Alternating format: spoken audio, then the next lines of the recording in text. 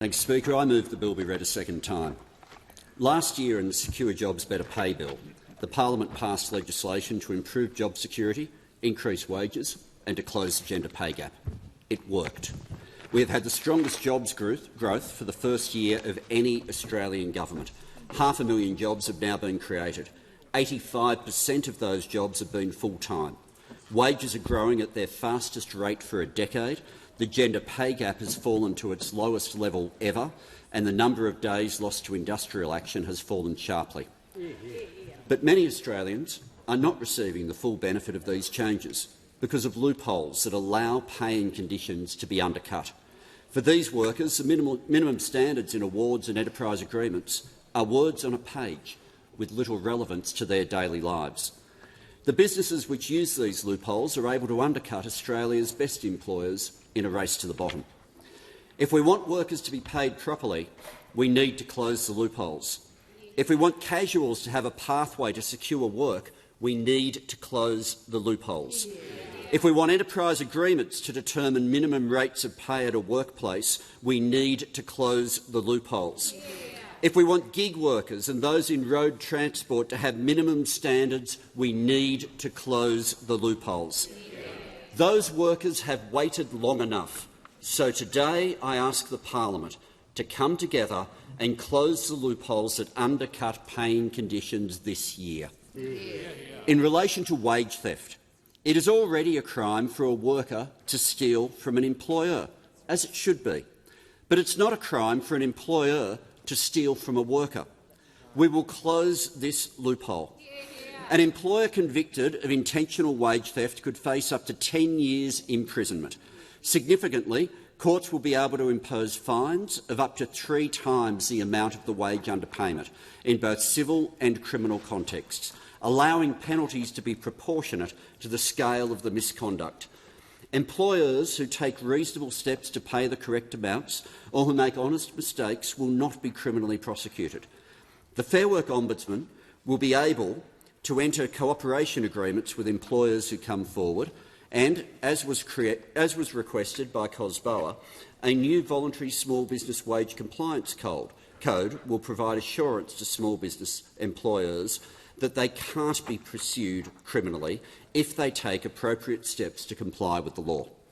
Maximum civil penalties for wage underpayment, including reckless wage underpayment, will be increased, implementing Recommendation 5 of the Migrant Workers Task Force. There are 2 key challenges in stamping out wage underpayments. One is how you detect the problem early, and secondly, how you help workers, often very vulnerable workers, to speak up in the workplace. We are making 2 changes to address these issues.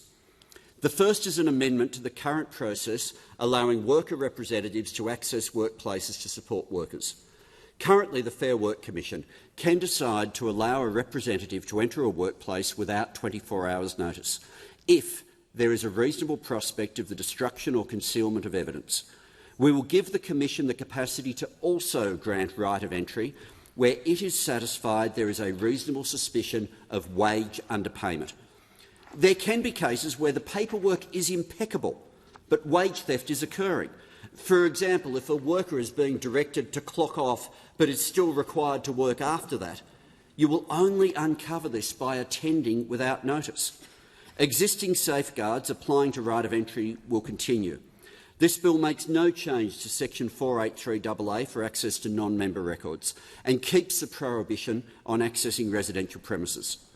Secondly, a common feature of many high-profile wage underpayment cases is that when they are discovered, we find the problem's been going on for years and years. People are too afraid to speak up, and there are no processes in place to help them do so. We need to make sure that if someone is not being treated fairly at work, that it's discovered early. That's why this bill contains important new protections and rights for workplace delegates, including paid access to relevant training, with small business exempt from this requirement. These changes make it more likely that there is a fellow employee at the workplace who is trained and knows the rules. This means more underpayment issues will be resolved early and quickly, without involving anyone from outside the workplace. The next loophole involves casual employment. Casual employment suits many Australians and plays an important role in our workplaces. But when someone's called casual on their pay slip or their contract, yet is rostered like a permanent worker, expected to accept shifts like a permanent worker, and has a job likely to continue into the future indefinitely, then there's a clear loophole. A worker like this should be able to choose secure employment if they want it. The ability to treat someone as a casual against their wishes, even if they are working like a permanent worker, is an unfair loophole, and we will close it. Yeah. A casual will still be defined as someone who does not have a firm advance commitment to continuing in indefinite work. But the bill will enable employees and their employers to look at what's really happening, not just what the contract says.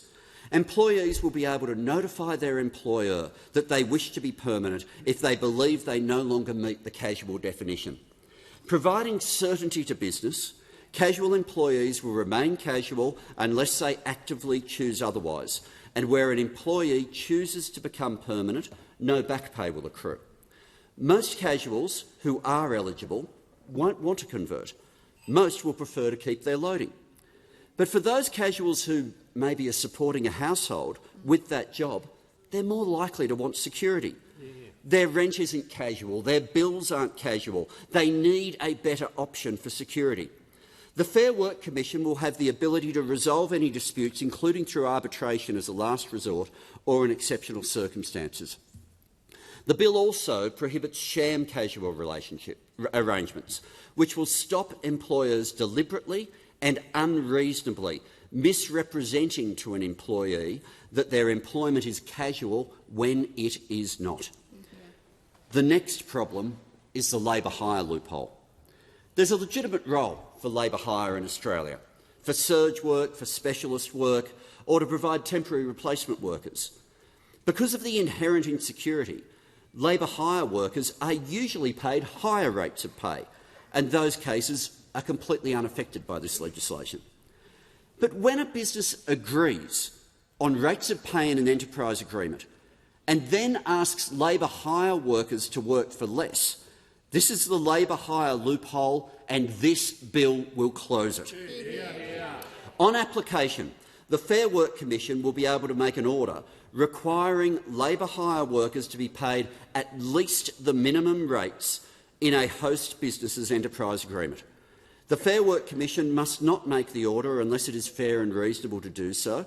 For example, where it finds an arrangement is for the provision of services rather than labour. Orders can only apply to pay rates, not to non-monetary conditions. To be very clear, this reform does not prevent employers paying their employees more in recognition of their skills, qualifications and experience. It does not apply to hosts who are small businesses or to independent contractors or to training arrangements.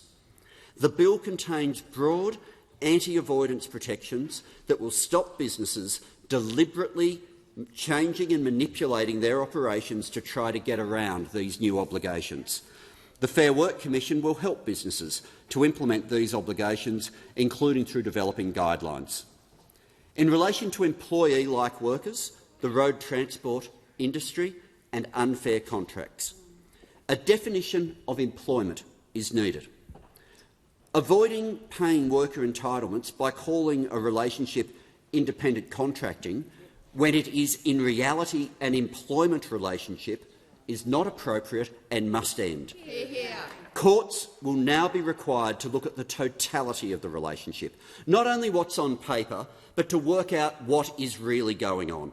And we need fair minimum standards for employee-like workers and the road transport industry.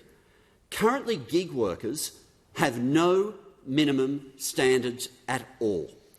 This is a loophole causing serious harm to workers, and it must be closed. At the moment, if you're a worker wanting assistance, you turn up to the Fair Work Commission or the Fair Work Ombudsman, and question one is, are you an employee? If the answer is yes, the Commission or the Ombudsman works out where you fit into the system, and a whole host of entitlements and rights follow. If the answer is no, all of those rights fall off a cliff.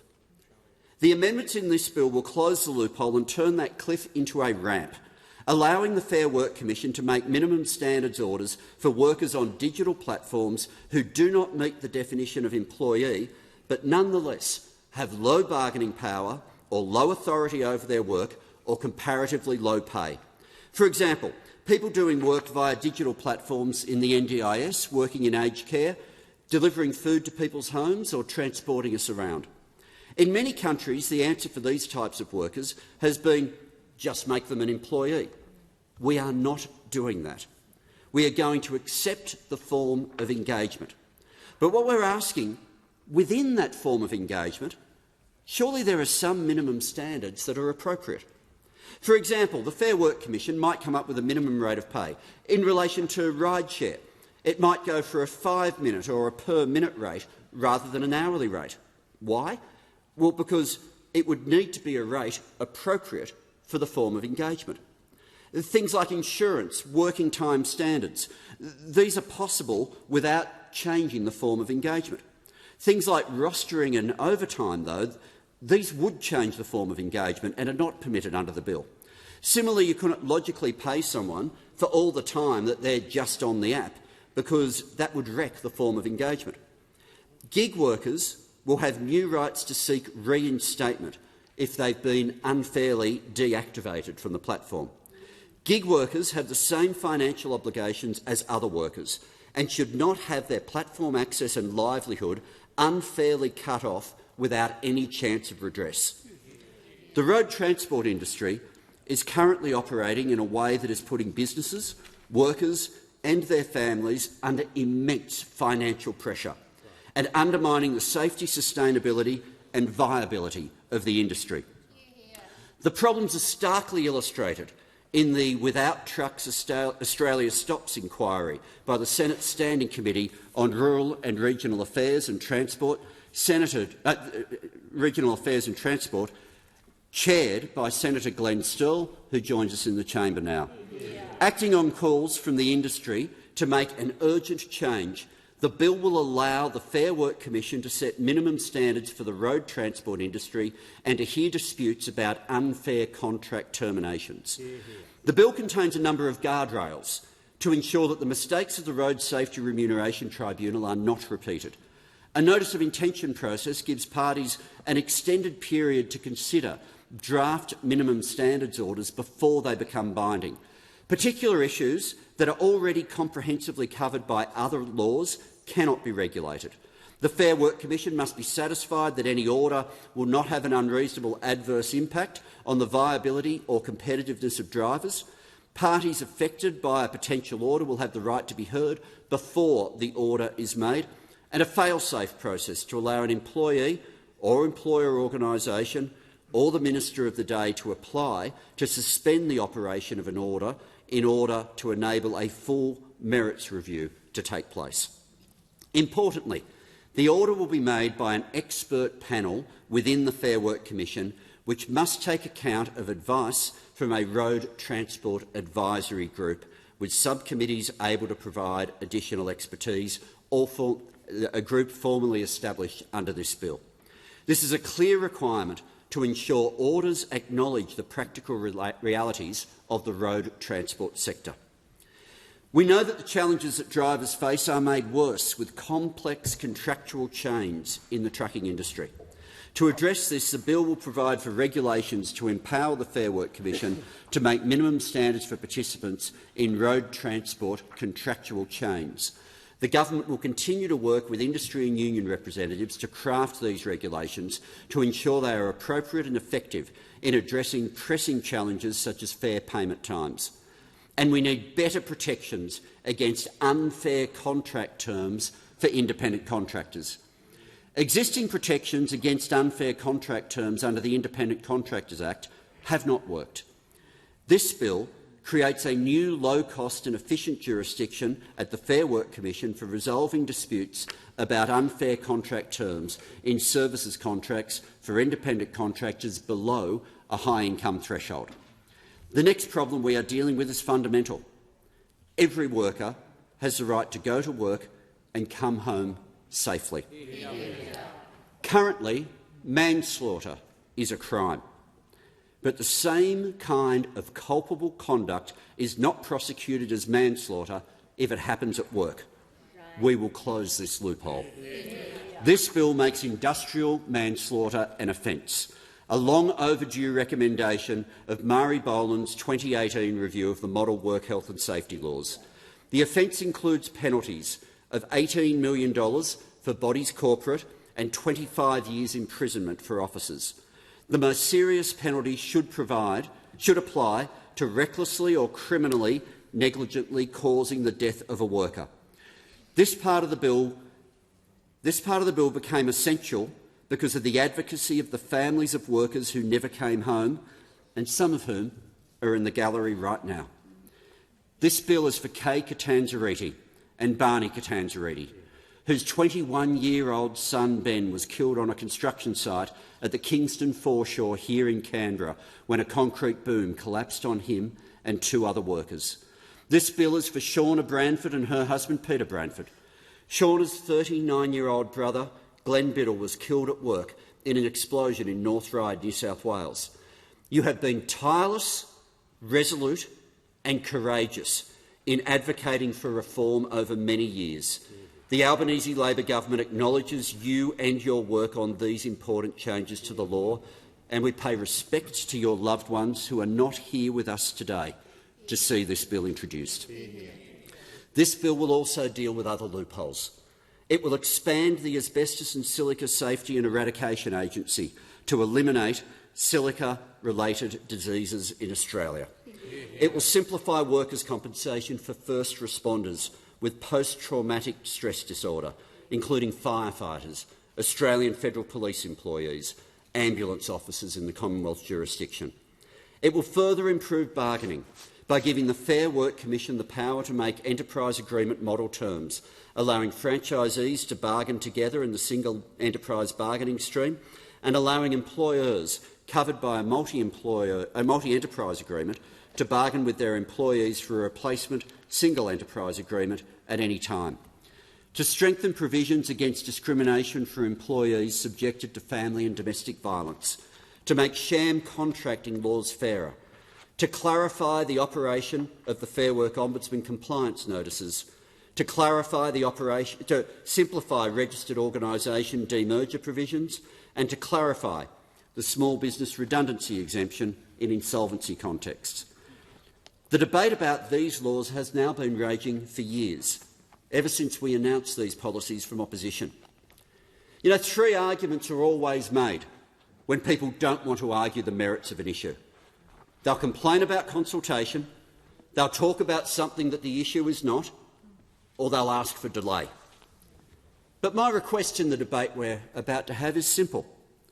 Anyone who intends to vote against closing the loopholes, defend the loopholes. Defend them.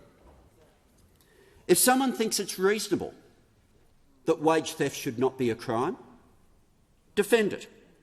If someone thinks it's okay that someone who could easily be converted to secure work shouldn't have the option to do so, then say so.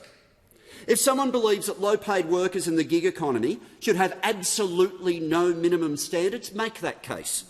If someone's position is that it's fine for certain companies to agree to minimum rates of pay in an enterprise agreement and then use a loophole to completely undercut them, then defend the loophole and make that case. If anyone thinks it's reasonable that recklessly or negligently causing the death of a worker should not be a criminal offence, explain why. Because if these loopholes had been closed years ago, our workplaces today would be safer and fairer than they are. Yeah. Nothing leaves me more convinced of the need for this legislation than the refusal of its opponents to step up and defend the loopholes that we are closing. Right. They know that their arguments don't stack up. In presenting this bill to the House, I want to acknowledge the advocacy of workers, of union delegates and organisers, of academics, of community sector organisations, of employers who are frustrated that their competitors use these loopholes, all of whom have said enough is enough. And while the opposition to closing loopholes has wandered from the selfish to the absurd, at one level, the political debate isn't what any of this is about. This is about the many responsible employers, small, medium and large, who work hard every day to contribute to this country and are tired of unfair competition from those employers who do the wrong thing. This bill is about all those members in the road transport industry who want to make a great contribution to a great industry and come home safely at night to their families. This bill is for owner-drivers like Frank Black, Tony Matthews and their trucking colleagues and industry representatives who've joined us today. This bill is for gig workers from rideshare and food delivery who want fair minimum standards at work. People like Rosaline and Nabin and their colleagues who are with us today. This bill is for Yavuz Sika, whose 30-year-old nephew, Burke Dogan, was killed in Sydney's inner west while working as a food delivery rider. We are closing the loopholes for gig workers and ensuring that the road transport industry is safer, more sustainable, more viable into the future. This bill is for people like Chris, a cleaner who has worked here in Canberra, cleaning government buildings for almost 40 years. Chris, who is here in the gallery today, has worked for 6 different employers, and during that time, every single one of them has unpaid Chris one way or another. She got her money back eventually, each time, with the help of a union and the struggle each time. Chris, we are closing the wage theft loophole for hard-working people like you. Yeah. This bill is for people like Sanjeev, a migrant worker with 2 children in high school. He was planning to be here today. He can't because he's caring for an ill family member. Sanjeev is a pathology courier. For the past 5 years, he's worked 30 to 40 hours a week and always been employed as a casual. Despite requests, his employer has refused to convert him to permanent employment, leaving Sanjeev without the job security that he needs for his family. We are closing the forced permanent casual loophole for people like Sanjeev. Yeah. This bill is for Brodie, who is with us in the gallery today. Brodie works for BHP Operations Services in Queensland as an operator in production. Brodie and his directly employed workmates all work full-time, all within the same part of the business, performing the same operator role, except that Brodie gets paid less. This bill will close the labour hire loophole for people like Brodie. Yeah. This bill will close the loopholes which undermine and weaken our workplace relations system, and it will make Australian workplaces safer and fairer. The loopholes that have been harming workers, families, employers and our community can be closed here, this year, with this bill. Let's get this done. Yeah.